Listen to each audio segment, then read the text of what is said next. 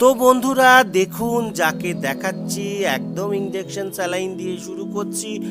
এর একটু পায়োম্যাট্রার সমস্যা হয়েছিল। পায়োম্যাট্রা একটা বড় সমস্যা ফিমেল ডগেদের ক্ষেত্রে। আপনারা কিন্তু অবশ্যই যারা মেটিং করাবেন না অপারেশন করিয়ে নেবেন, কেননা ফিউচারে মোটামুটি 5 বছর 6 বছর বয়সের পরে কিন্তু যে কোনো ডগ ফিমেলের কিন্তু পায়োম্যাট্রার সমস্যা হয়।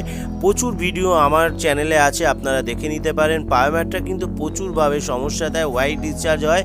তো সেক্ষেত্রে পায়োম্যাট্রার যে মেন সমস্যা হয় যে সিক্রেশন, এই সিক্রেশন কিন্তু কোনোভাবেই মেডিসিনে বন্ধ হয় না। সেই জন্য আপনাদেরকে বলবো অপারেশন মাস্ট, বড় ডক্টরের সাথে কনসাল্ট করুন, অপারেশন করিয়ে নেবেন।